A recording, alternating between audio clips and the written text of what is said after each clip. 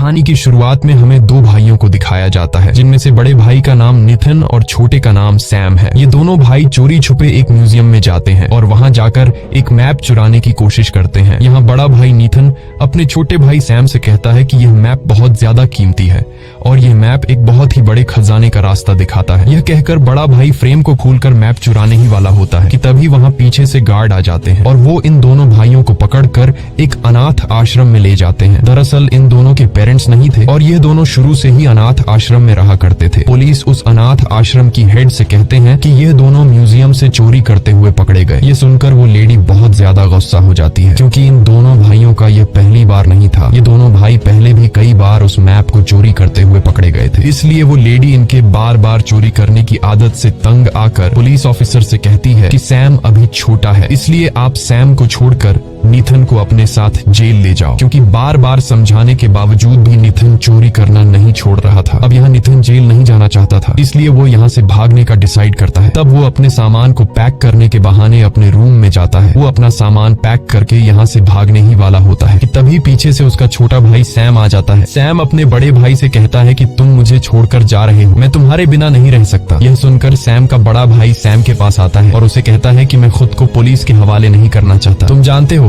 हम दोनों एक पायरेट फैमिली से बिलोंग करते हैं, इसलिए मुझे वो खजाना हर हाल में ढूंढना होगा। जाने से पहले सैम का बड़ा भाई सैम को एक लेटर और एक लाइटर देता है और कहता है कि मैं वापस जरूर आऊंगा। अब सैम अपने बड़े भाई के जाने के बाद जब वो लेटर खोलता है तो वो देखता है कि लेटर पूरा खाली है, उसमें कुछ भी नहीं लिखा होता। लेकिन जब सैम उस लाइटर को पेपर के नीचे जलाता है तब उस लेटर में लिखाई नजर आने लगती है। उस लेटर में ये लिखा था कि याद रखना हम लोग पायरेट्स यानी समुद्री लुटेरों की फैमिली से बिलोंग करते हैं। इसके बाद सीन शिफ्ट होता है और हमें 15 साल बाद का सीन दिखाया जाता है, जहां हम सैम को देखते हैं जो अब जवान हो चुका है और वो एक बार में काम करता है। लेकिन सैम उदास रहता है क्योंकि आज से ठीक 15 साल पहले उसका बड़ा भाई जो सैम को अकेला छोड़कर चला गया था वो अब तक लौटकर वापस नहीं आया और सैम अब भी अपने बड़े भाई की तलाश में है। इसी वक्त सैम के पास एक खूबसूरत लड़की आती है जिसे देखकर सैम उसका दीवाना हो जाता है और सैम अपने स्किल्स का इस्तेमाल करते हुए उसके सामने एक जाम पेश करता है। और जब वो लड़की सिगरेट जलाती है तो उसके पास लाइटर नहीं होता। तब वो सैम से उसकी सिगरेट जलाने को कहती है और यहाँ सैम उस लड़की की सिगरेट जलाते वक्त काफी बारीकी से उस लड़की के हाथ से ब्रेसलेट चुरा लेता है, जिसे देखकर हमें पता चलता है कि सैम अब भी अपनी खानदानी आदत चोरी करना नहीं छोड़ा है। और तभी सैम के पास विक्टर नाम का एक आदमी आता है। वो आदमी सैम से कहता है कि मुझे तुम्हारा लाइटर पसंद आया और मैं इस लाइटर को किसी भी कीमत पर खरीदना चाहता हूँ। लेकिन यहाँ सैम इस लाइटर को बेचने से साफ साफ इनकार कर देता है, क्योंकि वो लाइटर उसे उसके बड़े भाई नितिन ने दिया था। इसके बाद विक्टर नाम का वो आदमी अपने असली मुद्दे पर आता है। वो सैम से कहता है कि मुझे पता है कि तुम अपने बड़े भाई की तलाश में हो और मैं जानता हूँ कि वो कहाँ पर है। ये कहकर विक्टर नाम का वो आदमी वहाँ से चला जाता है। उस आदमी के जाने के बाद जब सैम अपनी पॉकेट चेक करता है जिसके अंदर उसने उस लड़की से चुराया हुआ ब्रेसलेट रखा था, तब सैम को अपनी पॉकेट में ब्रेसलेट नहीं मिलता, बल्कि ब्रेसलेट की जगह उसे विक्टर नाम के उस आदमी का कार्ड मिलता है जिस पर विक्टर का एड्रेस लिखा हुआ होता है। यानी कि विक्टर सैम से भी चोरी में 2 कदम आगे है और अब सैम सीधा विक्टर के घर पर चला जाता है। अंदर आकर वो देखता है कि इस घर में हर जगह कीमती चीजें रखी गई हैं। और तभी सैम की नजर उस मैप पर पड़ती है जो आज से 15 साल पहले सैम और उसके बड़े भाई ने चुराने की कोशिश की थी। अब जब सैम इस मैप को देख रहा होता है तभी पीछे से विक्टर आ जाता है। विक्टर कहता है कि मुझे पता था कि तुम यहाँ आओगे। तब सैम विक्टर से कहता है कि यह तो वही मैप है जिसमें एक खजाने का नक्शा दिखाया गया है और इस मैप के रास्ते पर जाकर बहुत सारे लोगों ने अपनी जान दे दी और उन्हें कुछ भी हासिल नहीं हुआ। ये सिर्फ एक झूठी कहानी थी। तब विक्टर सैम से कहता है कि यह कोई झूठी कहानी नहीं है और ये खजाना सच में है। इसके बाद विक्टर वहाँ एक बुक खोलता है और इस बुक में वो सैम को एक शिप की तस्वीर दिखाता है और कहता है कि यह शिप कोई आम शिप नहीं है, बल्कि यह एक बहुत ही पुरानी शिप है जिसकी कीमत 500 करोड़ है। साथ ही साथ इस शिप में बहुत सारा खजाना भी छुपा हुआ है। तब सैम विक्टर से कहता है कि मेरा भाई कहाँ है, जिस पर विक्टर जवाब देता है कि तुम्हारा भाई और मैं इसी खजाने के पीछे लगे हुए थे, लेकिन फिर तुम्हारा भाई कहीं खो गया और पिछले 2 सालों से मैंने उसे नहीं देखा। लेकिन जाने से पहले तुम्हारे भाई ने इस खजाने के बारे में मुझे कई क्लूज दिए और मुझे पता है कि तुम्हें भी इस खजाने के बारे में काफी जानकारी है, इसलिए हम दोनों मिलकर इस खजाने को ढूंढ लेंगे। लेकिन सैम विक्टर के इस ऑफर को रिजेक्ट कर देता है। तब विक्टर सैम से कहता है कि अगर तुम मेरा साथ दोगे तो तुम्हें तुम्हारा बड़ा भाई भी मिल सकता है। ये सुनकर सैम सोच में पड़ जाता है और सीधा घर चला आता है। घर आकर वो अपने भाई की फोटोज देखने लगता है। अपने भाई की फोटोज देखकर सैम बहुत ज्यादा इमोशनल हो जाता है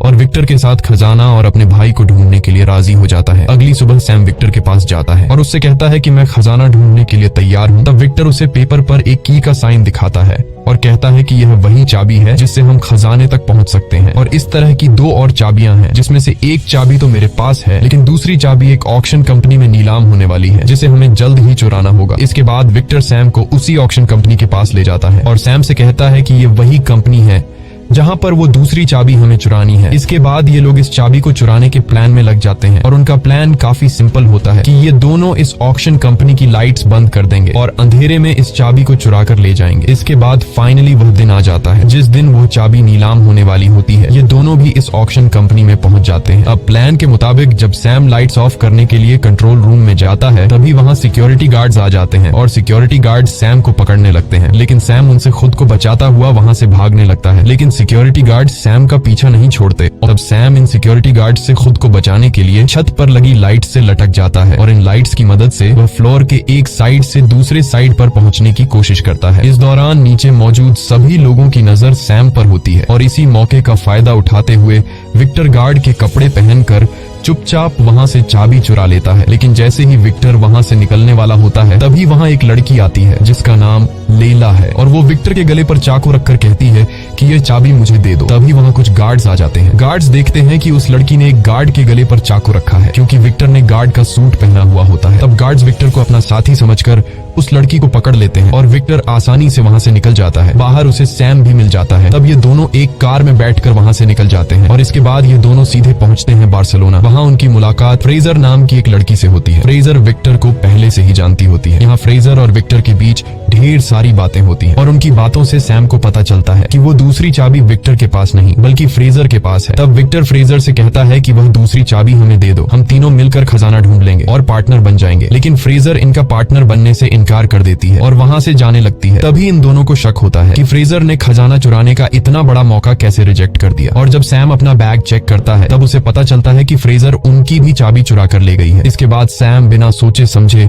फ्रेजर के पीछे भागने लगता है और काफी देर तक भागने के बाद जब फ्रेजर अपनी कार में बैठकर निकलने ही वाली होती है, तब उसकी कार के सामने सैम आ जाता है और साथ ही विक्टर भी वहां पहुंच जाता है। विक्टर फ्रेजर से कहता है कि अगर तुम सारा खजाना अकेले लेना चाहती हो तो जाओ, चली जाओ, हम तुम्हें नहीं रोकेंगे। लेकिन तुम नहीं जानती कि यह चाबी कहां और किस वक्त लगेगी और इसका राज सिर्फ सैम को ही पता है। यह सुनकर फ्रेजर इन दोनों के साथ काम करने के लिए तैयार हो जाती है और इसके बाद ये तीनों एक चर्च पहुंचते हैं और ये लोग उस चर्च के नीचे बेसमेंट में चले जाते हैं। वहां उन्हें वो चाबी लगाने की जगह भी मिल जाती है। वो चाबी लगाने की जगह एक स्टेचू के नीचे होती है। अब इन लोगों को ये बात नहीं पता थी कि चाबी को किस साइड पर घुमाना है। तब विक्टर एक बुक पढ़ता है और कहता है कि दोनों चाबियों को राइट साइड घुमाना है और जब ये लोग चाबी को राइट साइड पर घुमाते हैं, तभी उस स्टैच्यू से तीर निकलने लगते हैं। लकीली इन तीनों को तीर नहीं लगती और उनकी जान बच जाती है। इसके बाद दोबारा रिस्क लेते हुए सैम और फ्रेजर चाबियों को लेफ्ट साइड पर घुमाते हैं, जिसके बाद स्टैच्यू के नीचे से रास्ता निकल आता है। वो रास्ता एक टनल से होकर जा रहा था। तब यहाँ विक्टर कहता है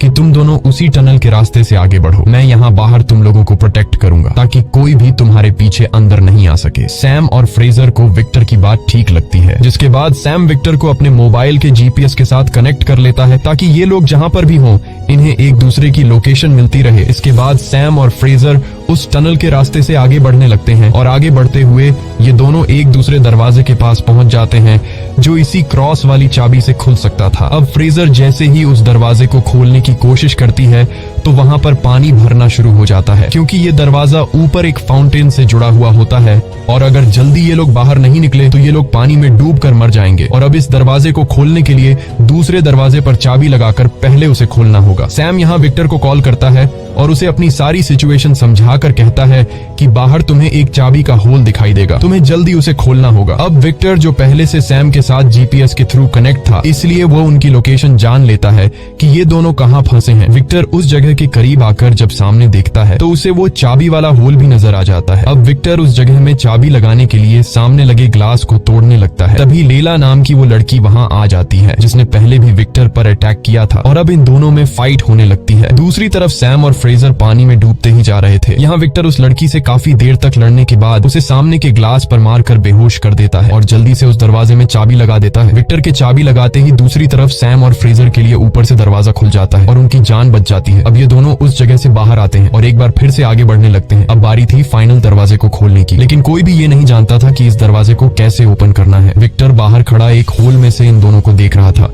यहाँ सैम चाबी को उस होल में ट्राई करता है पर वो चाबी उस होल में फिट नहीं हो रही थी और तभी सैम दीवार पर बने चाबी के सिंबल को देख लेता है, जिसे देखकर सैम समझ जाता है कि इस दरवाजे को खोलने के लिए एक दूसरी चाबी की जरूरत पड़ेगी। तब सैम फ्रेजर से कहता है कि जाओ और विक्टर से दूसरी चाबी लेकर आओ, लेकिन विक्टर इन पर भरोसा नहीं करता और दूसरी चाबी देने से इनकार कर देता है। लेकिन इस दरवाजे को खोलने के लिए कोई दूसरा रास्ता था ही नहीं, इसलिए विक्टर इनको चाबी दे देता है। अब सैम जब इन दोनों चाबियों को मर्ज करता है तो वही सिंबल बन जाता है जो सामने की दीवार पर बना था। अब सैम दोनों चाबियों की मदद से उस दरवाजे को खोल देता है और जब ये दोनों उस दरवाजे के अंदर एंटर होते हैं तो उन्हें अंदर 4 बड़ी बड़ी सराइयां दिखाई देती हैं। दूसरी तरफ विक्टर सैम से बार बार पूछ रहा था कि खजाना मिला या नहीं। उन्हें लग रहा था कि खजाना इन सराइयों में है। अब सैम फ्रेजर को अपने कंधे पर उठाता है, ये देखने के लिए कि आखिर इन सराइयों में क्या है। फ्रेजर जब एक सराय का ढक्कन हटाकर देखती है तो उसमें नमक भरा हुआ होता है। इसका मतलब ये था कि यहाँ पर कोई भी खजाना नहीं था। ये देखकर ये लोग बहुत ज्यादा उदास हो जाते हैं और तभी वो चारों सराइयां अचानक से टूट जाती हैं, जिसके अंदर से एक नक्शा निकलता है और यही उस खजाने तक जाने का असली नक्शा था। अब जब सैम उस नक्शे को देख रहा था तभी फ्रेजर उस पर गन पॉइंट कर देती है और उससे वो नक्शा ले लेती है। सैम उससे कहता है कि तुम ऐसा नहीं कर सकती, तुम तो हमारी टीम में थी। जिस पर फ्रेजर कहती है कि मुझे तुमसे कोई प्रॉब्लम नहीं है, लेकिन तुम्हारे साथ जो बंदा है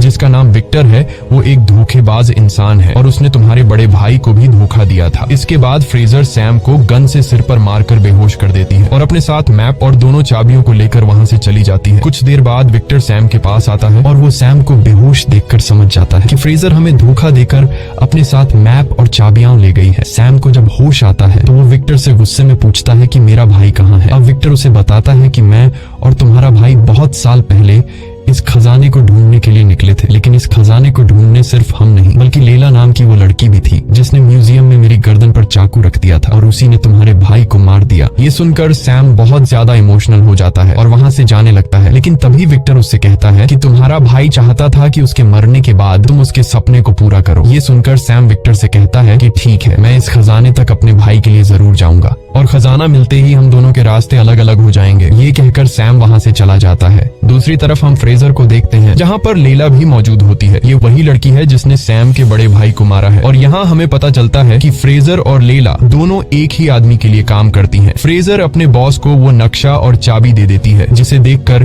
फ्रेजर का बॉस फ्रेजर से बहुत खुश हो जाता है और वो लैला से कहता है कि आज के बाद तुम फ्रेजर के अंडर काम करोगी क्योंकि तुम नक्शा लाने में कामयाब नहीं हो सकी और ये काम फ्रेजर ने पूरा करके दिखाया। ये सुनकर लैला को बहुत गुस्सा आ जाता है। इसके बाद उनका बॉस अपनी पूरी टीम को लेकर खजाने की तलाश में एक प्लेन में बैठकर निकल जाता है और वो अपने साथ जरूरत का सारा सामान भी ले लेते हैं। यहाँ उनका बॉस काफी खुश था क्योंकि उसके हाथ बहुत बड़ा खजाना लगने वाला था, लेकिन उसे पता नहीं था कि उसकी खुशी कुछ ही देर की मेहमान है। लैला बहुत ज्यादा अपसेट थी क्योंकि वो पिछले कई सालों से अपने बॉस के लिए काम कर रही थी, लेकिन अब वो फ्रेजर के अंडर काम नहीं करना चाहती थी और तभी लैला अचानक पीछे से आकर अपने बॉस का गला काट देती है। अपने बॉस को मरा हुआ देखकर फ्रेजर समझ जाती है कि लैला अब उसे भी नहीं छोड़ेगी, इसलिए वो अपनी जान बचाने के लिए प्लेन में जो कार थी उसमें छुप जाती है। लैला अपने आदमियों से कहती है कि जाओ और फ्रेजर को ढूंढो और उसे मार डालो और तभी हम सैम और विक्टर को देखते हैं जो उसी रेड कार की डिक्की में छुपकर प्लेन में आ गए थे। अब जब वो सभी लोग फ्रेजर को ढूंढ रहे थे,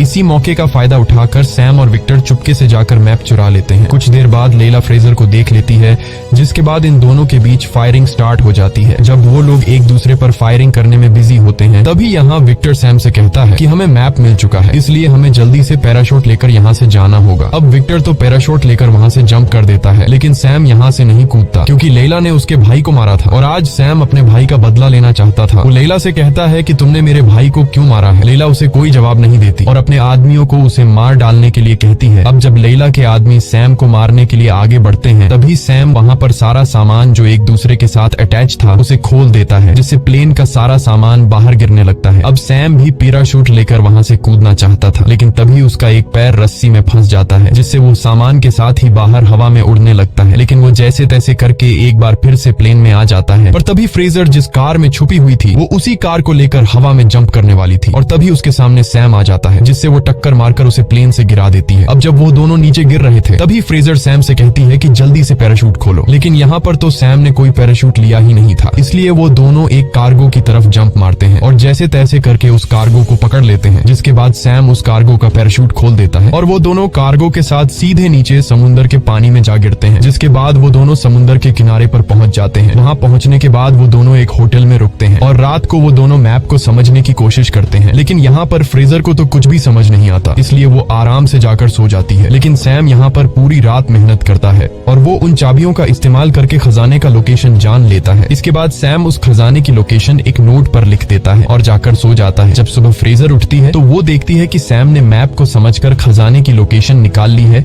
और वो यहाँ पर दोबारा चालाकी दिखाते हुए वो उस लोकेशन वाले पेपर को लेकर खजाने की तरफ निकल जाती है। अब सैम जब नींद से जागता है तो वह देखता है कि पूरी रात मेहनत करके उसने जो खजाने की लोकेशन निकाली थी वो लोकेशन फ्रेजर अपने साथ ले जा चुकी है। लेकिन यहाँ सैम उदास होने के बजाय उल्टा हंसने लगता है। दरअसल सैम ने उस नोट पर गलत लोकेशन मेंशन की थी क्योंकि उसे पता था कि फ्रेजर उसे धोखा देगी और जो असली लोकेशन थी वो सैम ने एक बॉटल में छुपा रखी थी। इसके बाद सैम एक बोट में उस लोकेशन पर पहुंच जाता है, लेकिन वहीं लैला भी सैम पर नजर रखे हुए थी। सैम बोट से उतरकर फाइनली उस जगह पर पहुंच जाता है जहां पर 2 बड़े शिप्स और वो खजाना था जिसे ढूंढते ढूंढते ना जाने कितने लोगों ने अपनी जान गंवाई थी। सैम उस शिप पर चढ़ जाता है जहां उसे ढेर सारे सोने से भरे हुए ड्रम्स मिलते हैं। ये देखकर सैम बहुत ज्यादा खुश हो जाता है, लेकिन तभी पीछे से उसे विक्टर की आवाज आती है। सैम उससे पूछता है कि तुम यहाँ पर कैसे आए। तब विक्टर उसे जवाब देता है कि क्या तुम भूल गए, तुम ही ने तो मुझे अपने जीपीएस से कनेक्ट किया था। इसके बाद वो दोनों वहाँ मौजूद सोने को एक बैग में भरने लगते हैं और तभी वहाँ लैला भी अपने लोगों के साथ पहुंच जाती है। इन लोगों को देखकर सैम और विक्टर